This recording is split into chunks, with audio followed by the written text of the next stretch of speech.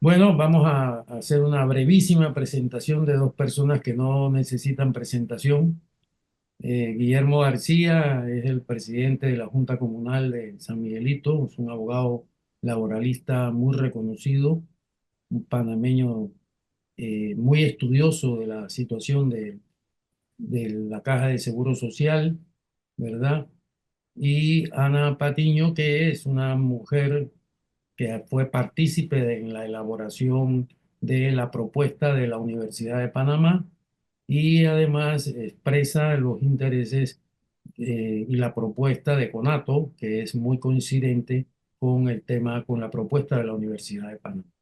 Así que dicho eso, empecemos. Guillermo, por favor, abre tú el conversatorio y luego seguiremos con Ana. Muchas gracias, Monchi, al igual que a todos los presentes. Ana Patiño, saludos cordiales. Yo, yo tengo 25 minutos para mi presentación, según me han señalado, pero yo creo que voy a tomarme una licencia de 3 minutos antes de iniciar con el contenido o el desarrollo de el tema de la seguridad social, y es que es importante el tema de la soberanía y el nacionalismo. Yo, repito, voy a tomarme 3 minutos para hacer una breve introducción histórica que creo que es necesaria para los efectos de contextualizar lo que está ocurriendo entre Panamá y Estados Unidos. Y es que los Estados Unidos y Panamá siempre han estado unidos por una relación de conveniencia. Los Estados Unidos, como todo el mundo sabe, no tiene amigos, tiene intereses. Y de hecho los intereses de Estados Unidos en Panamá no vienen producto del Canal de Panamá, vienen incluso antes, 1850, con la construcción del ferrocarril transísmico. De ese momento, luego pasa incluso por el incidente de la Tajada de Sandía, el 15 de abril de 1956.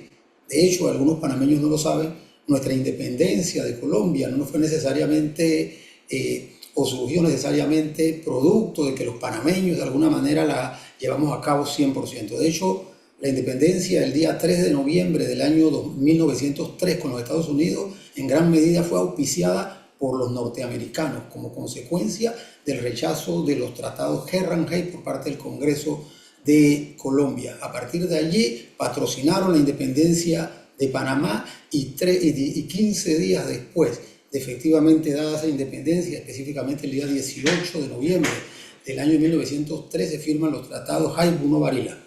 Y producto de los tratados Jaibuno-Varila se le dieron a perpetuidad a los norteamericanos la explotación del Canal de Panamá y áreas fronterizas al Canal de Panamá.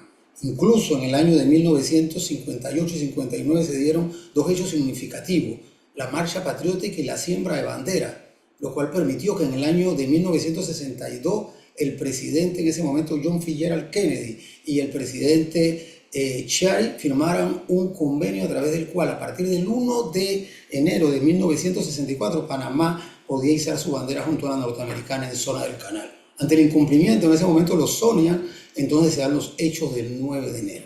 ¿Qué quiero decir con esto? Es que los tratados Torrijos-Carter devienen precisamente de esa lucha generacional que trajo consigo los tratados del 7 de septiembre de 1977, que entraron en vigor el 1 de octubre de 1979.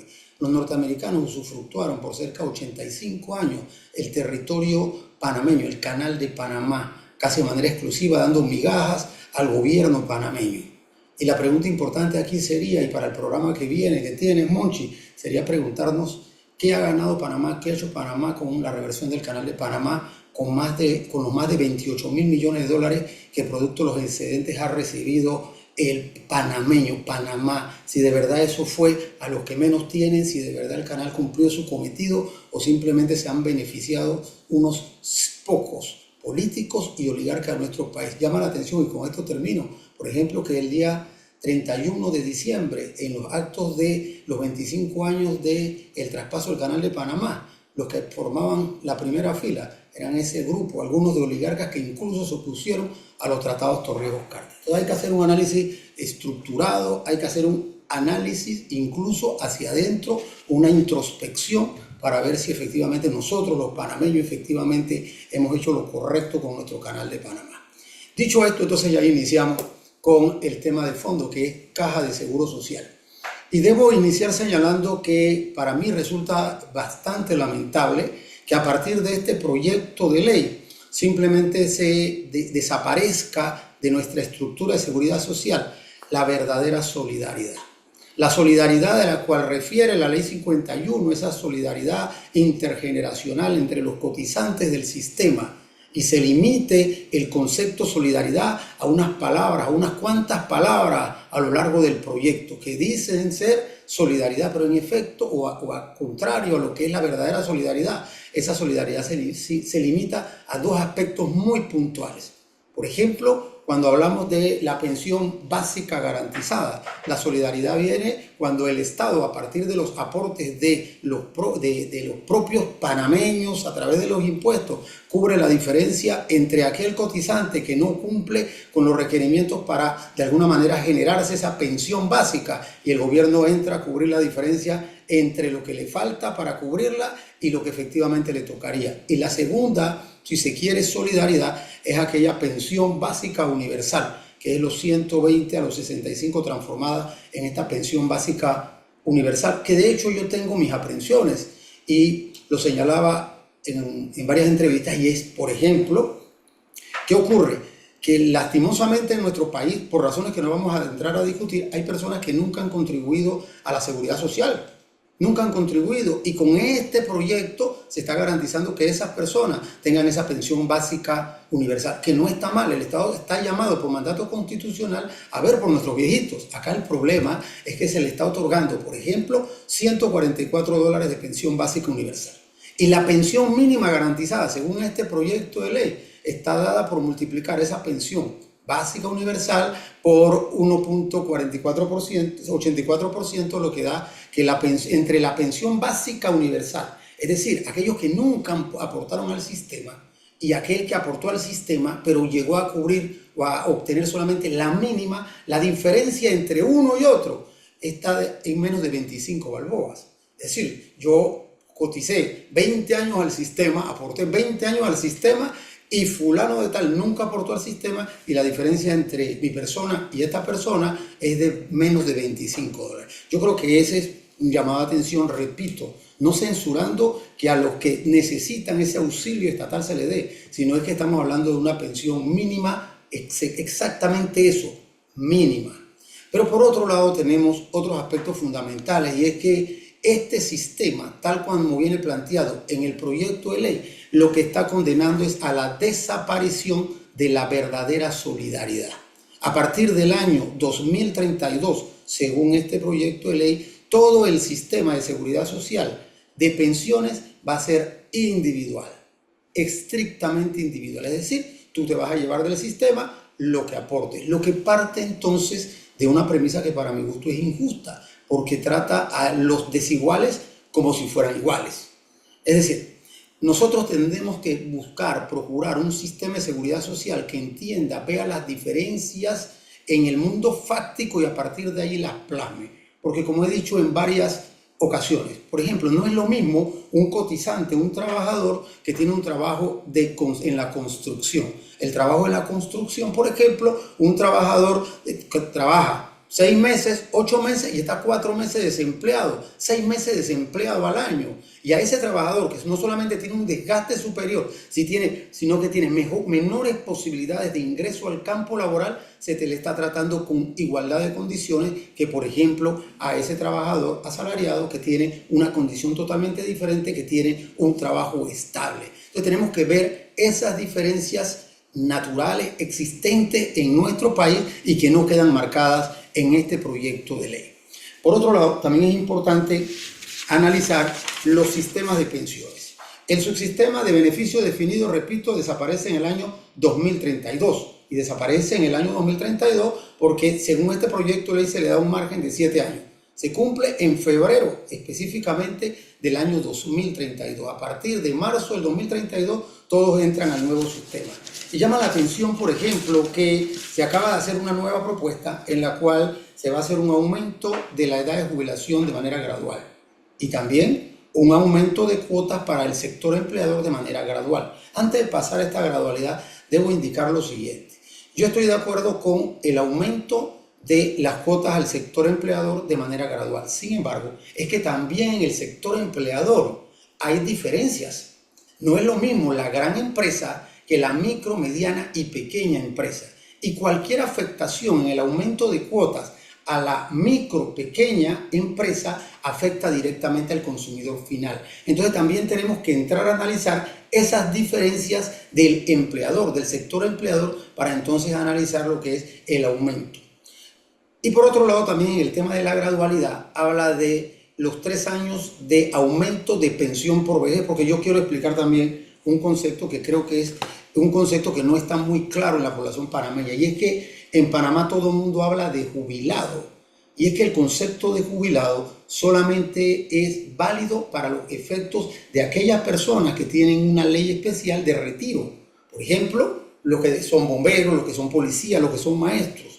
Todos los que trabajan en el sector privado, ellos no son jubilados, ellos son pensionados por vejez, que es el verdadero concepto. Entonces tenemos que hacer esa diferenciación académica para que entendamos. Y este aumento de la edad de pensión por vejez que se está programando de manera gradual, y específicamente señala que en el 2032, el 2034 y 2036 se va a dar un aumento de 1 año de pensión.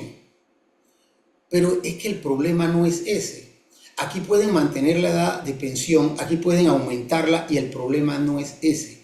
El problema en realidad es la tabla de cálculo para las pensiones. Porque si nosotros mantenemos la tabla de cálculo para las pensiones con el factor de pensionamiento, que es uno solo, para hombres y mujeres, no importa que variemos la edad de jubilación. Eso no importa, porque al final el porcentaje de pensionamiento es el mismo. Supongamos que nosotros le decimos, no, perfecto, no le vamos a aumentar la edad de pensión por vejez a nadie, pero no cambiamos la tabla de pensionamiento. Resulta que la persona se va a retirar antes, pero va a recibir menos. Y va a recibir menos porque, por ejemplo, la tabla está estructurada para que tenga un monto fijo, un porcentaje fijo de acuerdo a la edad. En este sentido, tenemos que entrar al siguiente análisis. Y el siguiente análisis nos lleva a lo siguiente.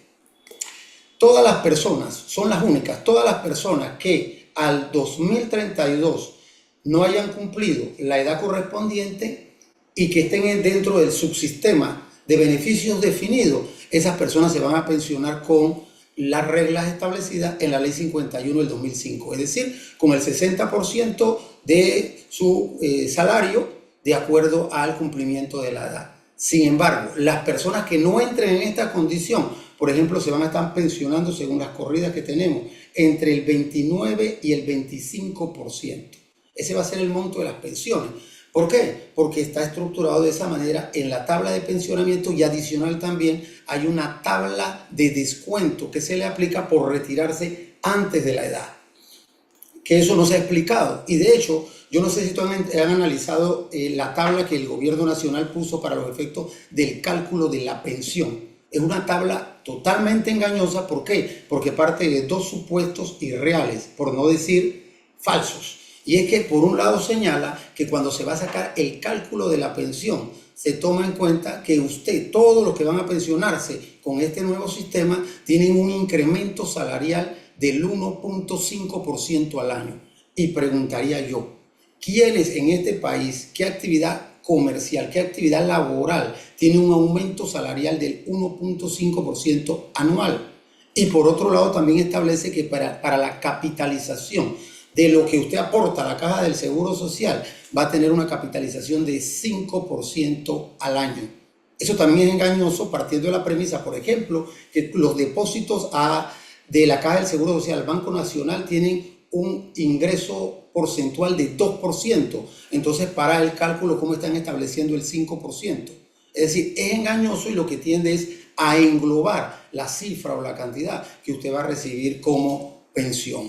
Entonces, esos son los elementos que habría que ver. Y por otro lado, también el tema del desempleo en Panamá. Tampoco se ha analizado en este proyecto de ley varios elementos. Uno, que la tasa de desempleo en este momento está en el 9.5%.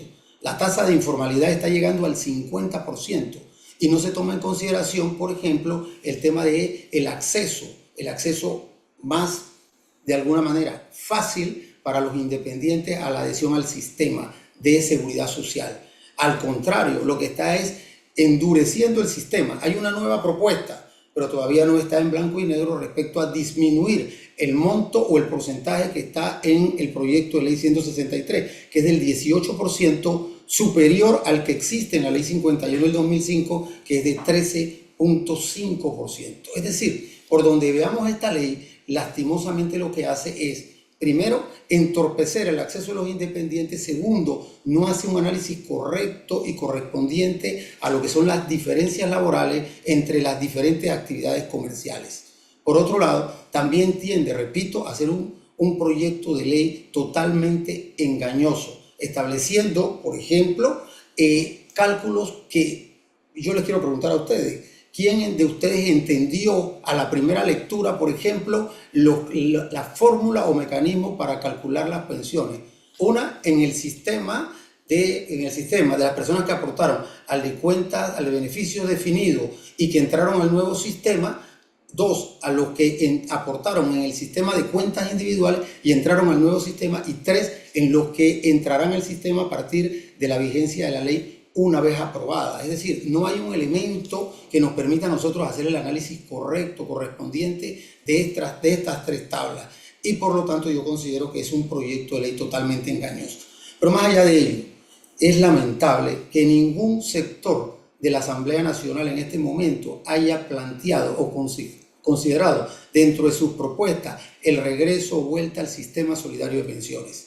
Todos los sectores políticos de este país lastimosamente se fueron al aspecto de maquillaje, ver el tema de la gobernanza, ver el tema de las facultades que tiene el director de la Caja del Seguro Social, pero no se han ido al fondo, y el fondo es ver cómo nosotros mejoramos el sistema de pensiones en nuestro país. Porque garantizar, por ejemplo, en las corridas que hemos hecho, una persona, por ejemplo, que gana $1.000 durante 30 años, con el sistema establecido en la ley 51, estaría pensionándose arriba del 72%. Sin embargo, con el sistema que plantea este proyecto de ley, esta misma persona estaría pensionándose entre el 26 y el 29% de esos 1.000 balboas. Es decir, es una disminución fundamentalmente considerable para los efectos de nuestros próximos viejitos.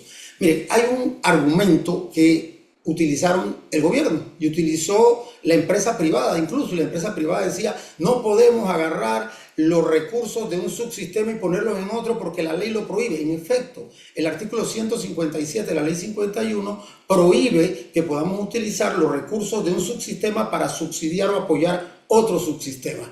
Y decían algunos, incluso estamos hablando que es un delito penal, porque estaríamos hablando de apropiación indebida, porque nos estamos apropiando de las cuentas individuales de Juan Pérez, porque son cuentas individuales y eso es un delito. Sin embargo, este proyecto de ley deroga el artículo 157 y permite la utilización de los fondos del subsistema de beneficios definidos y el subsistema de cuentas individuales o mixtos. Entonces, cuando a mí me preguntan y me dicen, no, lo que pasa, y decía el señor presidente, con todo respeto, una mentira del tamaño del país, decía, no, lo que ocurre es que no vamos a poder pagar las pensiones, porque es que no se lo permite la ley, es que solamente había que hacer una ley modificando un solo artículo de la ley 51 y se resolvía el problema. Y teníamos recursos suficientes para entrar a discusiones sesudas, consensuadas y verdaderamente profundas respecto al tema de la seguridad social. Modificábamos el artículo 157, permitíamos la utilización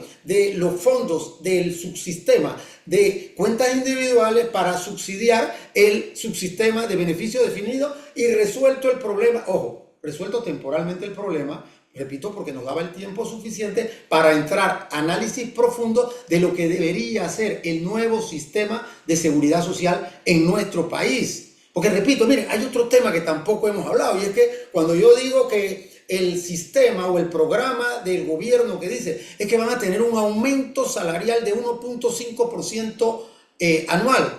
Además de que parte de una mentira, parte de un desconocimiento atrevido. Y es que, por ejemplo, en el sector gubernamental, aquí en los municipios, la gente gana $500 por 15 o 20 y tengo gente que por 25 años gana $500. Entonces, ¿cómo tú le vas a decir a esa persona? No, lo que pasa es que nosotros partimos de la premisa para el cálculo de tu pensión que tú recibiste aumento de 1.5% anual. ¿Aumento de dónde? Cuando se acaba de aprobar, por ejemplo, en el municipio de San Miguelito, un acuerdo para aumentarle desde 500 a 600 dólares a gente que tiene un retraso de 15 años ganando 500 dólares. Entonces, ¿cómo nosotros vamos a decir una mentira de ese tamaño cuando, por ejemplo, nosotros tenemos una estructura laboral en nuestro país que tenemos un mínimo porcentaje de personas sindicalizadas y que no tienen una estructura de convención colectiva que permita negociar aumentos de salario? Entonces, lo que vamos a tener acá son simplemente, si este proyecto sigue adelante, nosotros aquí lo que vamos a tener es cientos de miles de personas que van a pensionarse por vejez con la pensión mínima garantizada. Con la mínima, no van a pasar de allí. Entonces vamos a tener simplemente ese círculo vicioso en donde lastimosamente nuestros viejitos no salen de las instituciones, no salen de su puesto de trabajo, no porque les gusta trabajar, ojo, sino porque las pensiones no les alcanzan para poder de alguna manera irse a la hamaca de su finca, sino simplemente porque no pueden laborar. Entonces, nosotros en este proyecto de ley lo que estamos viendo es que lastimosamente se está soslayando la verdadera realidad que tenemos en nuestro país. Y la realidad es que las pensiones hoy día no alcanzan. Nosotros tenemos aquí funcionarios públicos y trabajadores que no se retiran, repito, porque tienen pensiones de 200 y 300 dólares, cuando ganaban $1000. Entonces, ¿cómo se van a retirar a la casa si ni siquiera tienen para comprarse la medicina? Entonces, yo en el año de 1997 escribí varios artículos, ¿no?, que decía la vejez frustrada. Y es que sí, nosotros tenemos en nuestro país lastimosamente mucha gente que padecen y tienen una vejez frustrada. ¿Por qué? Porque en vez de poderse sentar a la hamaca a cargar el nieto, tienen que pensar cuando les pagan la pensión, si compran medicina o comen. Entonces nosotros no vamos a tener una verdadera nación verdaderamente solidaria y justa y equitativa, sino en la medida en que nosotros pensemos en una buena y justa retribución para los que han dado su vida útil al desarrollo del país. Nosotros estamos siendo mezquinos. La empresa privada evidentemente no le importa, y no le importa porque simplemente ellos piensan en comercializar y ganar más. Y ganan más en la medida que el trabajador gana menos. Muchas gracias por la participación, por la presentación, y escuchamos acá a la compañera.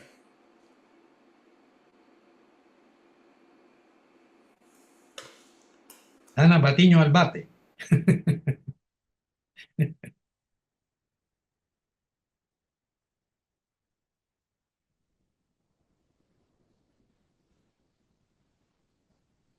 Preguntaba yo si podía compartir pantalla. ¿Sí, cómo no? Es que el uso Sí, compartido no está habilitado. La había solicitado, pero no, todavía sí. no me lo han habilitado. Es que aquí hay un problema. ¿Quién tiene el control, Juana? No sé. Déjame ver si yo puedo hacer algo. Dice anclaje. ¿Será eso? No tengo idea. Y ojalá se Ay, pueda para no. ver. No, Mm, no. Es que yo entré con el link y no. Por eso yo le decía a ella que yo no. Reclamar. Voy a reclamar el anfitrión. Ay, dice que tengo que. Clave del anfitrión. Mm, No yo no no se sé. podría. Bueno, realmente mi planteamiento en este conversatorio versaba específicamente sobre el tema de las inversiones y sobre el tema de las cuentas individuales.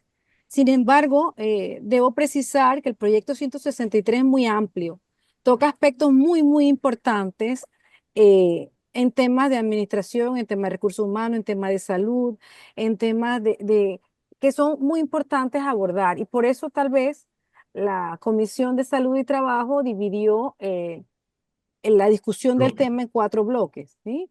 Porque no podía discutirlos todos, tal vez trataron de sentar un orden en todo esto. Entonces, el bloque 2 probablemente sea el que toque, junto con el 3, el tema de las inversiones y el tema de las pensiones, ¿sí? Entonces, nuestra crítica principalmente iba, y se las quería presentar, sobre el tema de la estructura de las pensiones. Así tal cual ha señalado el licenciado García, y estamos totalmente de acuerdo, em, aquella premisa que se nos planteó en la mesa de conversación en presidencia de que no se podía retornar al sistema solidario unificando el sistema mixto y el sistema de beneficio definido y sus reservas, se cae cuando el mismo proyecto 163 plantea la unificación. Él parte señalando la unificación a través de la creación de un fondo único solidario y a través de la creación de un gran fondo general de la reserva que unifica no solamente lo que nosotros planteábamos, que era los dos subsistemas de pensiones, el definido y el mixto, sino que plantea la fusión de todos los programas de la Caja del Seguro Social, de los 4 programas, el de enfermedad y maternidad, riesgos profesionales, de administración y el de pensiones. Entonces crea un, una, un gran fondo general. Entonces esto termina de combatir aquel discurso de la expropiación, ¿sí? De aquel discurso de que, bueno, no se podían unificar los fondos porque si se tocaban, había expropiación. Si hubiese tal expropiación, seguramente el gobierno no hubiese planteado la unificación de los fondos, partiendo de esa premisa. Entonces, ¿qué pedían todas las organizaciones sociales, las academias, los trabajadores, eh, los sectores gremiales? Pedían la fusión de las reservas. ¿Para qué? Para que se pudiese fondear el sistema de beneficio definido, que es un sistema cerrado, que no le entran nuevos cotizantes y por tanto cayó en crisis. Es como si tuviésemos una cuenta de ahorro que no le depositamos, pero si le retiramos fondos, en algún momento iba a colapsar. Y eso se sabía desde que se concibió la Ley 51 en el 2005. Entonces, como no tiene nuevos cotizantes, no tiene ingresos. Amén de las evasiones, amén de la mora de los empleadores, del tema de las bajas tasas de rendimiento de las inversiones, entre otras cosas, afectaron y colapsaron aún más el sistema de beneficio definido.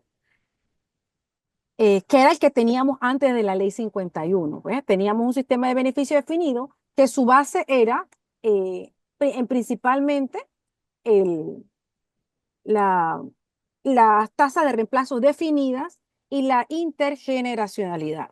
O sea que siempre que se aportaban nuevos cotizantes, se fondeaban a los cotizantes que seguían. Si bien es cierto, hay un tema demográfico que no se puede, o sea, no se puede decir que no hay, sí existe. Un tema demográfico que nos lleva a que cada vez hay menos cotizantes activos por pensionado.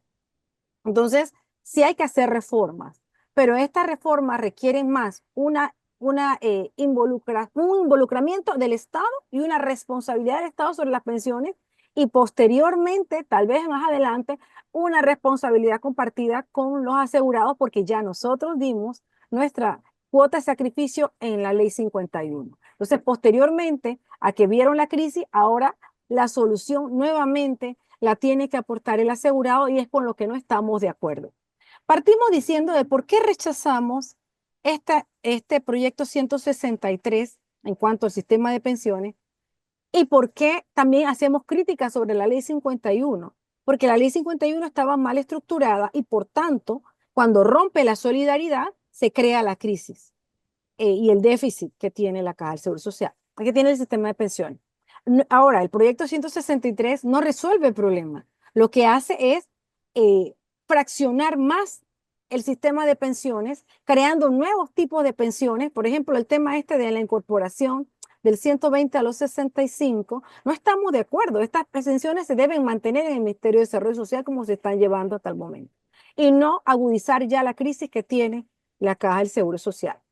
Por otra parte, lo que se rechaza en el fondo es el monto de las pensiones. Este tema de cuánto es lo que va a cobrar cada pensionado opera con un mismo sistema como cuando hacemos el aumento al salario mínimo. El aumento del salario mínimo genera consumo, aumento de la demanda interna, moviliza la economía de un país. Mientras más bajo el salario que se aumente, mientras más bajas son las pensiones, de esa misma forma se va a ralentizar, se va a provocar una crisis. No es una solución, al contrario. Entonces, si no le pasamos poder adquisitivo a los que van a demandar productos y servicios de nuestra economía, ¿cómo pretendemos que la economía se mueva? Entonces, no se trata simplemente de un tema humano, porque esto tiene un componente humano y social. O sea, hay que ser justo con las personas que han dedicado toda su vida al desarrollo nacional, desarrollo de su familia, desarrollo profesional, y no se les puede dar con una pensión eh, tan baja y pírrica. Pero por otro lado, también está el tema del componente de la política económica. Si les damos poder de compra, poder adquisitivo, poder de demanda, se va a movilizar la economía. Es una lógica que opera, que no entendemos por qué el gobierno no lo plantea de esa forma, como si otras economías lo hacen. Otras economías dan suficiente pensión a las personas que se retiran de su empleo y no parten. A los 65 años no somos viejitos, ni a los 60 tampoco. Y tal vez es una forma de separarnos de la juventud al decir las pensiones son para los viejitos, las pensiones son para todos, porque todos vamos a llegar, si la vida nos lo permite, a llegar a esa edad de retiro. Ojalá pudiésemos todos llegar. Entonces, la idea es que se retiren con dignidad y calidad de vida. Entonces, estas personas, al tener una pensión elevada, por supuesto, dejarían el puesto de trabajo y lo liberarían para que una persona joven lo pueda ocupar. Pero una pensión baja lo que trae como consecuencia es que la persona no se jubile y se mantenga en el puesto de trabajo porque genera una muy baja pensión. Y por otra parte, que no genera empleo, se mantiene en el puesto de trabajo, merma su salud y su calidad de vida, tal vez pudiese elaborar un par de años más, pero no verse obligado a ello, sino por una decisión. Yo decido quedarme porque soy productiva, es un tema. Al tema de que me veo obligado a quedarme porque mi pensión es muy baja, ¿sí? Para acumular suficientes años para poder tener una pensión de mayor monto. Entonces, lo que nos lleva a las cuentas individuales, por eso las rechazamos de plano, 10 de las 12 organizaciones que estuvimos en la mesa de conversación, y posterior a ello toda la mayor parte de los agremiados y sí, organizaciones eh, sociales, es el tema del monto de la pensión. Y ahí yo también coincido con el licenciado García en el sentido de que si el sistema de beneficio definido es definido porque las personas saben cuál va a ser el beneficio que va a recibir al final de su vida de trabajo de 20 años, que es lo que establecía la ley 51. 20 años cotizando, 240 cuotas y usted se va con el 60% de su salario. Si laboró más allá, tiene más cuotas de las 240, le dan 1.25% adicional por cada 12 cuotas que usted haya acumulado. Y se puede ir con más del 60%, entonces sería la tasa básica. Así una persona que tenía 1.000 balboas sabía que se iba con 600 balboas de pensión, o sea, tenía su beneficio definido. En las cuentas individuales no hay esa definición, no existe esa definición. Lo que hay es una especulación, una incertidumbre que depende de una tasa especulativa de mercado. Las personas no pueden calcular con cuánto se podrían pensionar al final de su vida productiva o que cuando decidan retirarse. Cuando llegan a sus 240 cuotas, de acuerdo a las nuevas tablas que plantean, tanto de descuento como las tablas de factor de pensionamiento, que son tablas que se utilizan en las pensiones privadas, de seguros privados, eh, esto lo que les lleva es a pensiones menores. Sería prácticamente la mitad de la pensión que estaban recibiendo en el beneficio definido. Son pensiones por debajo del 30% del salario. Si tenía un salario de 1.000, se iría con 300 balboas. Para poder acumular los 600 balboas que hubiese acumulado con el sistema de beneficio definido, tendría que elaborar aproximadamente 35 años, o sea, 15 años adicionales. Y esos 15 años adicionales que va a trabajar para poder lograr por lo menos una tasa de reemplazo de un 60%, que era la de beneficio definido, esos 15 años no son voluntarios, son obligados, porque usted lo va a trabajar para poder lograr un mayor monto de pensión. No lo va a trabajar porque usted quiere seguir produciendo para el país, porque usted se siente productivo, porque usted siente que puede aportar más, sino porque se va a ver obligado. Ya es bastante sacrificio que le digan a una persona que ya no va a generar 1.000 balboas mensuales, sino que va a ser su pensión de 600 balboas. Ya es difícil, porque es muy baja la pensión. Para ahora decirle que va a ser la mitad de eso, que va a ser mucho menos, que el 60% puede ser el 30%. Las experiencias internacionales en los países que han migrado a cuentas individuales plenas, ese ha sido el resultado. Tasas de reemplazo del 27%, de 30%, 31%, de manera general. Si la desagregamos por sexo, estamos hablando de pensiones muy bajas para las mujeres porque son las que menos cotizaciones logran. Entonces, es un sistema totalmente desigual. Y además que las tasas de reemplazo dependen de los rendimientos de las inversiones. Si las inversiones no están seguras o bien hechas, se pueden caer y su pensión puede disminuir. Esos casos ya pasaron con el CIACAP en un momento de pandemia y posterior a ello, cuando estalló la crisis en Rusia, y posteriormente a eso, cuando cayó el dólar. ¿Qué pasa? Que las inversiones se caen y cuando tienes tasa de rendimiento negativo, todos perdemos. Y esos son los riesgos de las inversiones. Toda inversión está sujeta a un riesgo. Y que le diga a usted que su riesgo es individual, su riesgo no es socialmente compartido. En las inversiones que se realizan en el sistema de beneficio definido, los riesgos los compartimos todos, de manera tal que usted no va a perder el monto de su pensión. En el sistema de cuentas individuales no es así, el riesgo es individual. Pero además, de acuerdo a cómo está concebido el proyecto 163, crea la figura de los administradores de pensiones, administradores privados de pensiones. Y estos administradores, por hacer las inversiones, le van a cobrar. Entonces, no van a cobrar por hacer las inversiones que no estamos seguros que van a ser 100%, Sí. que van a redimir en su totalidad. Y eso va a traer como consecuencia que usted va a tener una tasa teórica o especulativa. Usted no tiene certeza de cuánto va a ser su pensión. E incluso yo les diría a aquellas personas que piensan que con la cuenta individual pueden tener pensiones más altas que en el sistema de beneficio definido. Si supiesen en este momento cuál es su tasa de reemplazo, los pondríamos a decidir qué usted prefiere, su cuenta individual o una cuenta de beneficio definido. Pero lo que sucede es que el joven de ahora no está evaluando eso a futuro. Yo he puesto a mis estudiantes en la Facultad de Economía, en Humanidades, que incluso doy clases en arquitectura, y les he puesto a usar la calculadora y hacer cálculos de cuánto sería su pensión para que ellos se involucren en la temática. Y la respuesta que he encontrado en algunos es, bueno, yo apoyaría lo que dice mi abuela o mi mamá, como que se ven divorciados del problema. Este no es un problema que está asociado a mí, porque está muy lejos de venir. Y esto es a la vuelta de la esquina. Piensan que ahora no se puede legislar. Así pensábamos lo que estábamos en la ley 2005, que esto no iba a llegar. Y yo que soy de sistema mixto y que no me involucré como debía haberme involucrado en su momento, ahora me arrepiento porque debería estar en el sistema de beneficio definido por elección. Porque ahí dijeron que la persona que se quería permanecer en el sistema de beneficio definido lo expresara. Pero en este momento están llevándolos a todos, después de los 7 años, a las cuentas individuales plenas. O sea, ni siquiera es una parte mixta. O sea, usted simplemente va a tener lo que logra ahorrar.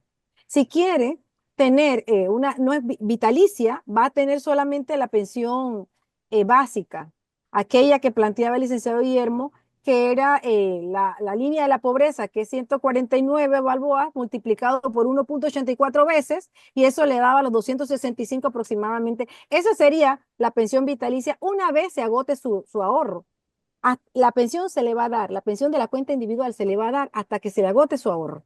Entonces, si usted tiene una pensión, vamos a suponer que fuese de 800 balboas en la cuenta individual, estas se le va a otorgar hasta que se le agote el fondo. Cuando se le agote el fondo, se le va a dar solidariamente los 265 de la pensión básica general. Esto es lo que le tienen que decir a la persona. En el sistema de beneficio definido, la pensión que usted lograba con el 60% de su salario era vitalicia, hasta el fin, no hasta que se agotara el ahorro.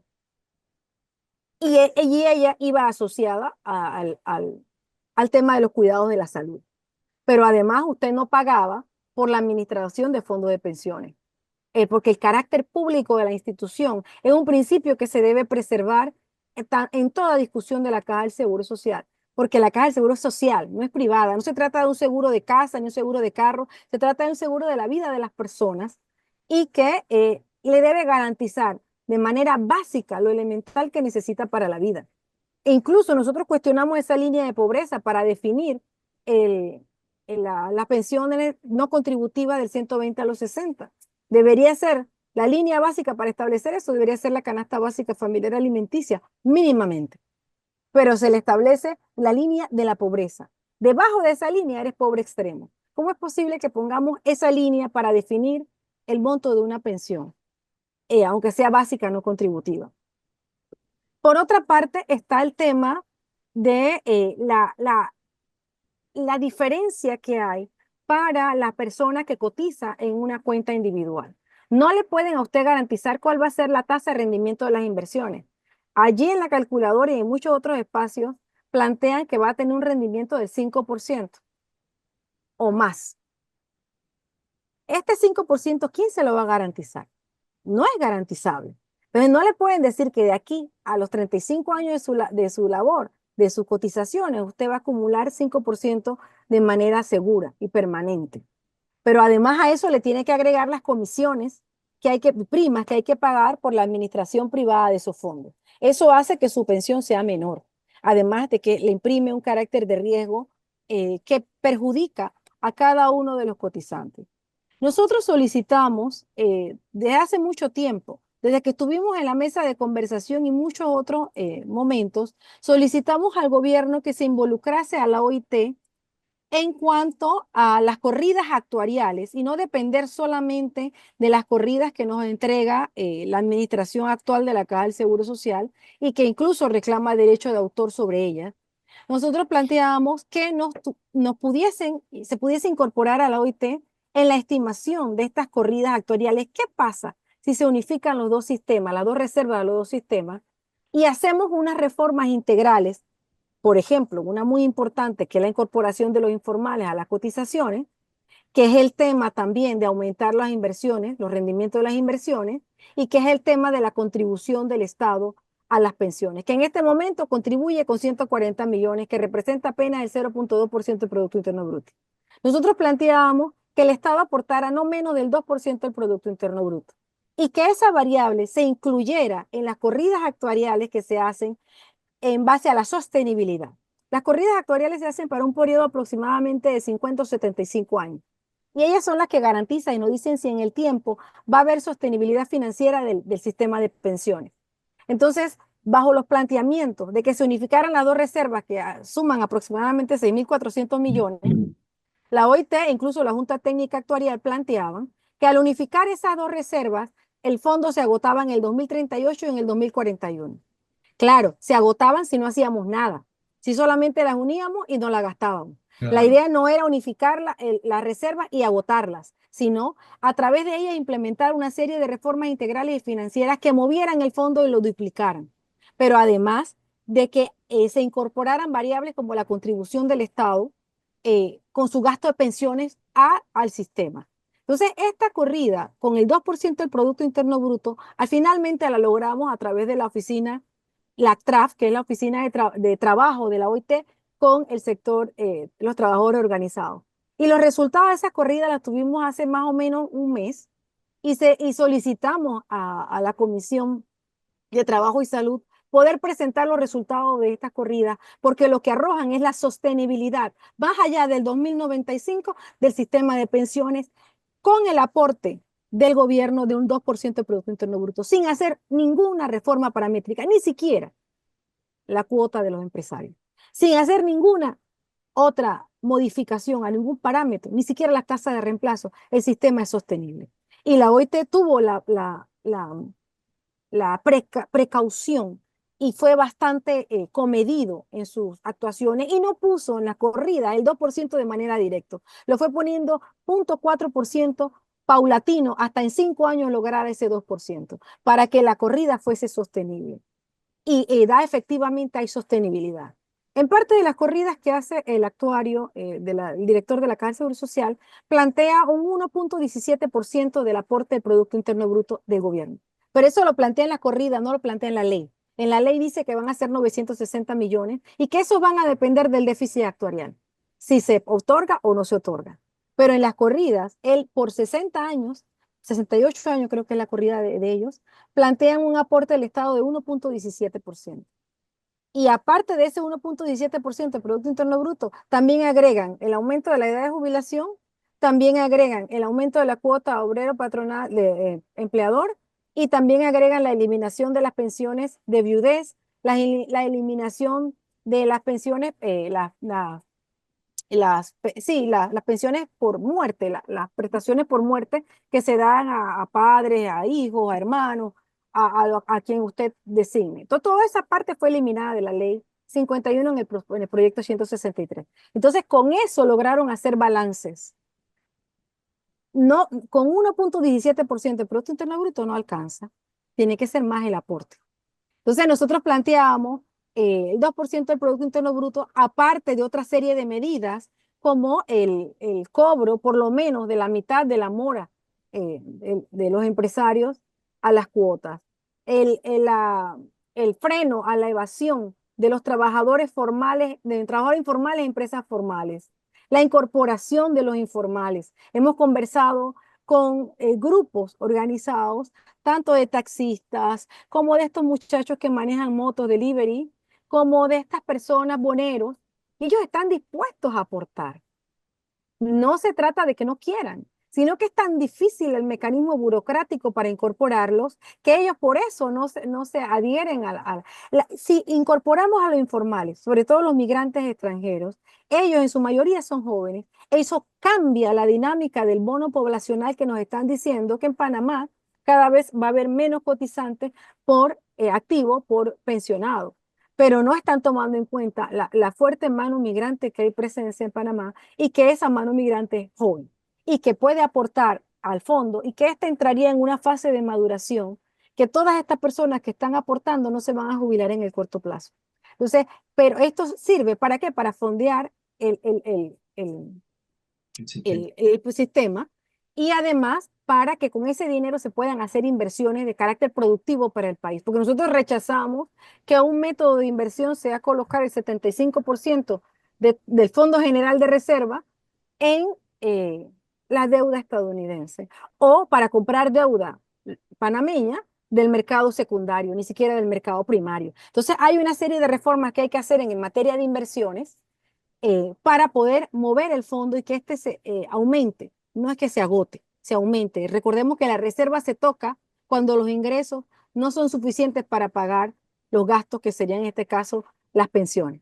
Entonces, la idea es que el fondo se fortalezca, pero que también se fortalezcan los ingresos. Y eso es incorporando a los trabajadores informales. Y sabemos que los últimos resultados del mercado de trabajo apuntan hacia un aumento del mercado informal, apuntan hacia un aumento del desempleo juvenil.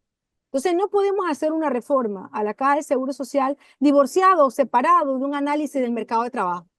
Por eso nosotros exigimos en todos los espacios la presencia del ministerio, de la cartera de trabajo, porque hace falta política de empleo, una política de empleo que sea sostenible y política de salario para poder fortalecer la Caja del Seguro Social, porque el sistema de pensiones se alimenta de eso, se alimenta del trabajo y del salario y de las cotizaciones. Entonces, decir simplemente se va a resolver el problema solo, sin contemplar la parte estructural del mercado de trabajo, es hacer un análisis divorciado del país, como si la Caja del Seguro Social no estuviera dentro del país, está en otra parte. No, depende de eso. Entonces, viendo la realidad que tenemos de que cada vez más aumenta la tasa de desempleo juvenil, tenemos que buscarle salida.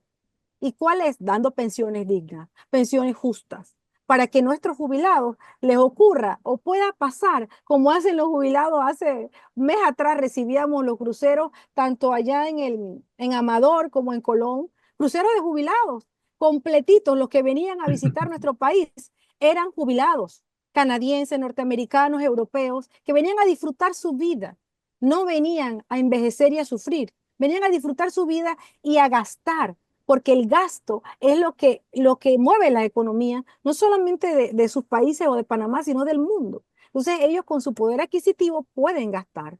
Ojalá nuestros jubilados pudiesen por lo menos ir a hacer turismo interno, al Valle de Antón, qué sé yo, cerquita, en algún lugar, pero no se puede porque la pensión es tan baja que los pensionados lo que hacen es definir entre comprar medicamentos o comprar alimentos. Entonces no podemos sostener un sistema de pensiones tan débil y pensar que es para los viejitos del futuro. Es para el hoy. Las decisiones que tomamos hoy afectarán a nuestros hijos, nuestros sobrinos, nuestros primos, nuestros nietos de hoy en el futuro. Entonces ellos se tienen que involucrar. Nosotros tenemos que hacer esta reforma por y para ellos. No es solamente para los viejitos, porque todos vamos a llegar, aspiramos a llegar y a llegar con dignidad. Muchas gracias.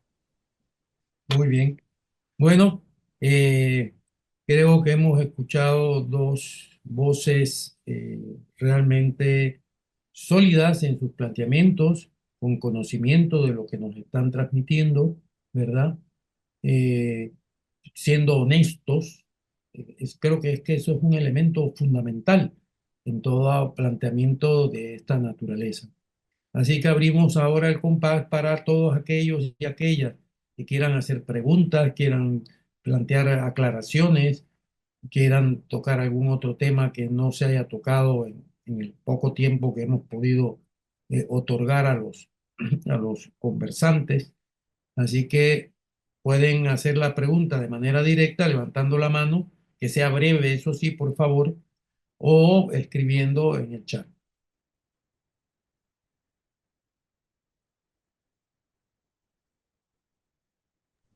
Monchi, yo, Sí,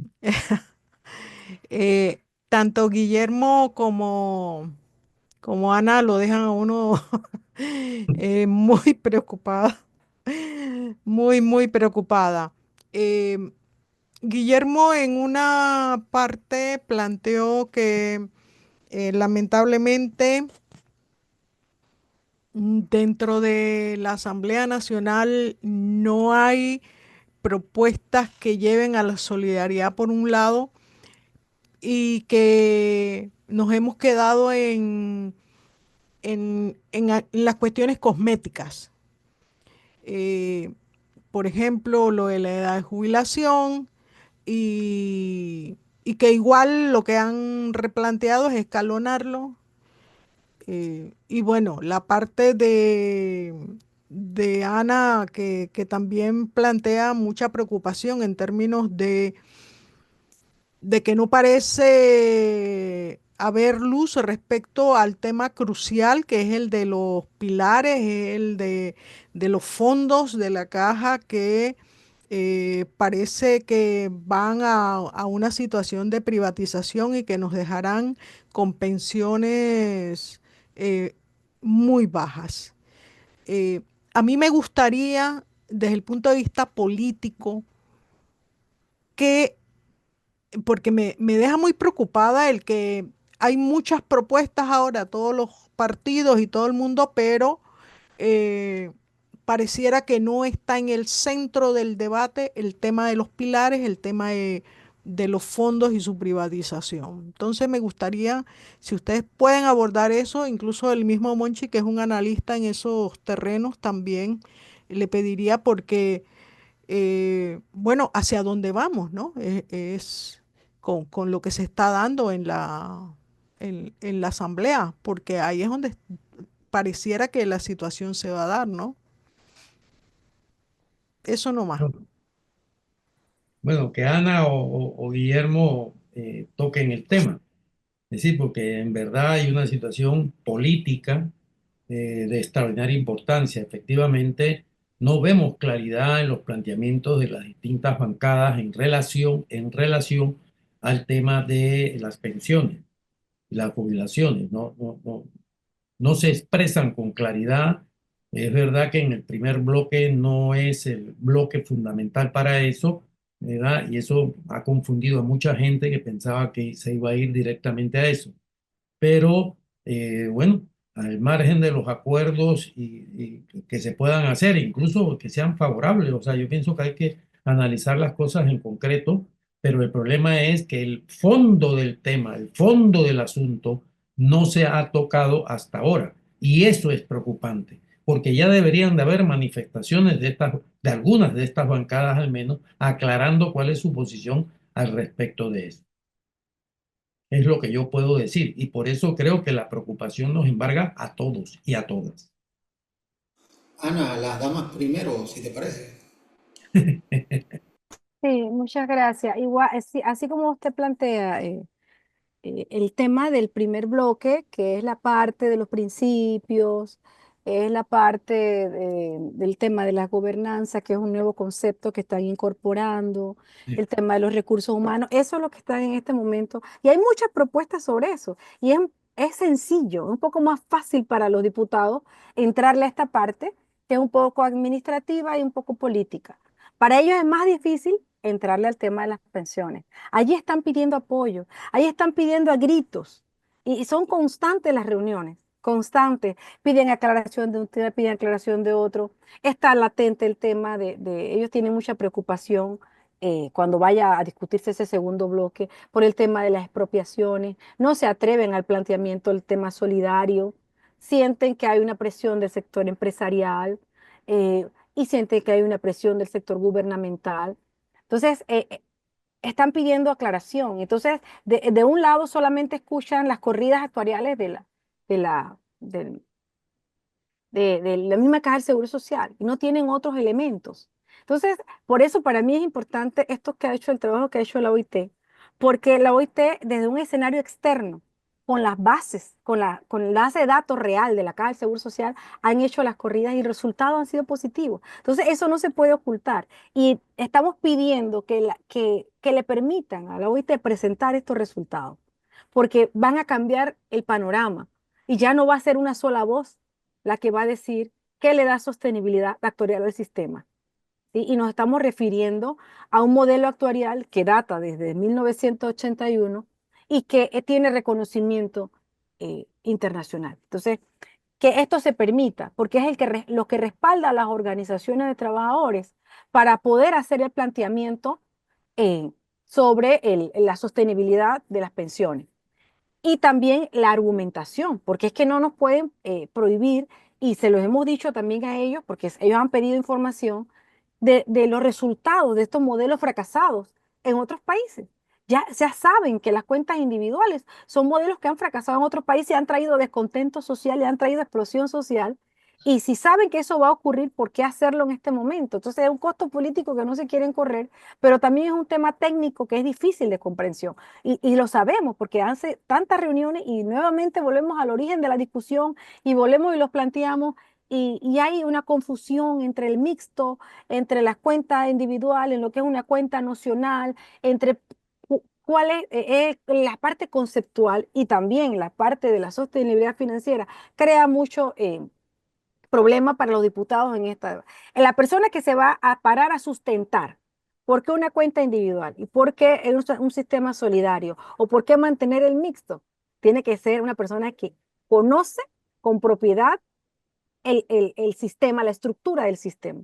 Y eso todavía no lo vemos claro. No vemos quién de la Comisión de Salud, no sé si tal vez en el resto del Pleno haya quienes sí dominen la temática, todavía no lo he visto, pero definitivamente tal vez en ese sistema que no es tan complejo, por eso no tenemos esa abundancia de reforma en esa parte, sino en el primer bloque. Ahí vamos a tener mucha cantidad Sí, de diputados que aporten, quiten aquí, pongan allá, cambien este concepto, pongan el otro, que tal cosa. Allí es fácil aportar, pero en el tema del segundo bloque, que es el sistema del financiero, administrativo, financiero y el tema de cálculo de pensiones, ahí es que yo creo que vamos a tener un debate que se va a extender a más allá de marzo, como lo veo yo, porque no veo que este primer bloque, que debe haber sido sencillo, y todavía mire por dónde vamos y no lo hemos agotado. Entonces me parece que eso se va a extender y no va a ser una cuestión que vayamos a aprobar en este mes de enero. Guillermo, tu opinión. Sí, mira, a mí me preocupa, yo estoy de acuerdo en el sentido que en este primer bloque que va hasta el artículo 50 no se toca el tema de fondo, que es el tema evidentemente de pensiones, pero más allá de lo que se ha abordado, me preocupa la posición de los diferentes sectores políticos y efectivamente los que tienen alguna cuota de poder en la Asamblea Nacional, que ninguno se ha decantado de manera directa por uno u otro sistema. Independientemente de que la historia reciente de otros países da cuenta de la vuelta al sistema solidario. O sea, no se atreve en este momento nadie a hacerlo de manera frontal, independientemente de que los sectores sociales han presentado sus propuestas en el sentido de la vuelta al sistema solidario, al igual que el sector académico. O sea, a mí me preocupa muchísimo eso y me preocupa sobre todo tomando en consideración los factores de poder que hay en la Asamblea Nacional. Y a mí me preocupa el hecho que la decisión sea más política de intereses que una decisión pensada en los verdaderos intereses y beneficios de la población. Entonces, evidentemente, yo también coincidiría con lo señalado por Ana en el sentido de que para mí una discusión consciente y una discusión profunda como merece esta se va a extender mucho más allá de marzo. Veremos qué ocurre, veremos cómo se van alineando los factores de poder que convergen en la Asamblea Nacional. Y yo sí llamaría la atención a quienes forman parte de la Asamblea Nacional que debemos pensar sobre todo en el futuro de los que hoy son jóvenes y en la realidad de los que hoy no son tan jóvenes, porque uno de los que está ahí se lo que eran viejitos, es de cariño. Entonces yo sí pienso que falta mucho todavía por ver, mucha agua va a pasar por debajo del puente, pero lo que veo hasta el momento a mí me preocupa. Y me preocupa porque no veo posiciones serias, posiciones de alguna manera conscientes en lo que está ocurriendo y conscientes de lo que necesitamos como nación. Y sobre todo tenemos que darle estabilidad a la seguridad social y al sistema de retiro, a las pensiones de los que van retirándose del sistema o de la vida laboralmente útil, mis amigos. Sí, ¿alguna preocupación más de alguno de los participantes? ¿Alguna pregunta? Aprovechen los últimos minutos ya, ya estamos pasado el tiempo. Bueno, yo, si nadie levanta la mano, diría que el pueblo panameño se juega muchísimo, y hablo en términos generales, el pueblo panameño, todos los panameños nos jugamos muchísimo en esta situación, en esta definición que debe tomar la Asamblea, ¿verdad?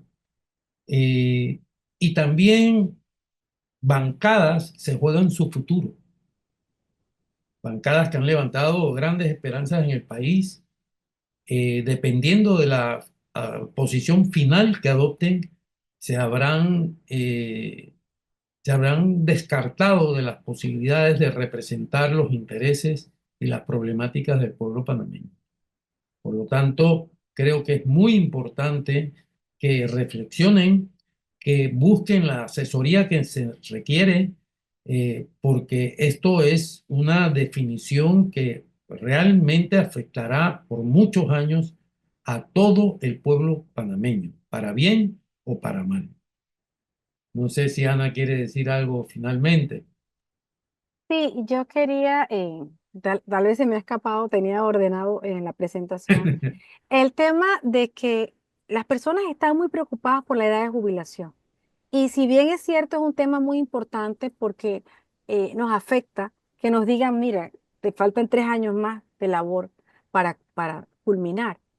Pero un tema muy importante es la tasa de reemplazo, que también es un parámetro, igual que la edad. Y es un parámetro que afecta más que la edad. Yo estaría hasta dispuesta, y lo digo entre comillas, a Sí, sacrificar 3 años de edad, pero que no me bajen la tasa de reemplazo de mi salario.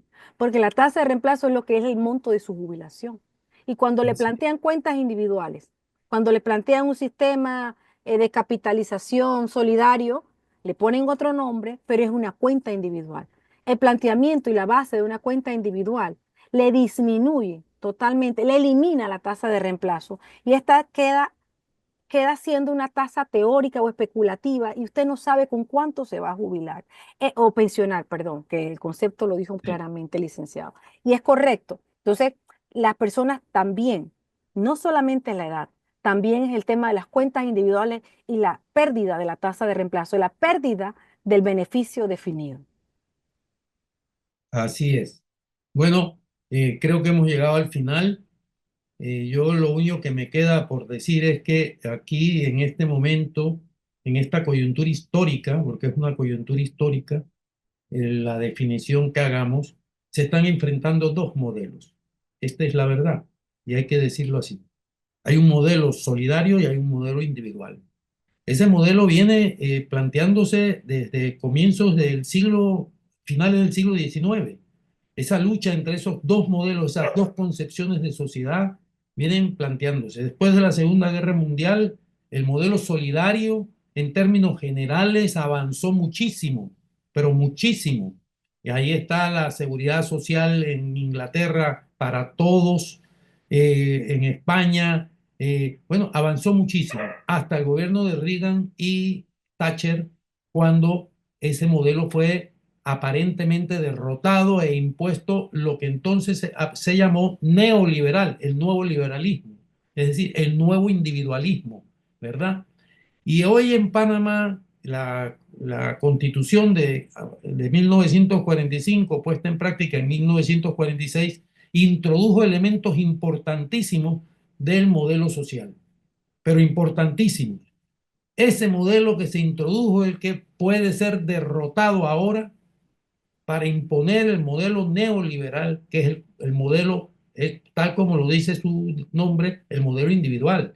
Es decir, que cada cual se resuelva su problema y vele por él mismo, frente al modelo social que dice el Estado es responsable de todos y por lo tanto debe tomar medidas que protejan a todos. Esto es lo que está en juego aquí, lo que vaya a resultar de esa discusión y esa votación de la Asamblea y de esa aprobación de la ley. Por lo tanto, de verdad debemos preocuparnos muchísimo porque está en juego aquí algo muy trascendente que nos va a afectar a todos. Y con esto, pues dar las gracias a Ana, de verdad, y a Guillermo, que creo que han sido suficientemente claros en sus explicaciones y comprensibles sobre todo, porque hemos de reconocer que es un tema no fácil de comprender para la mayoría de los ciudadanos. Gracias y muy buenas noches.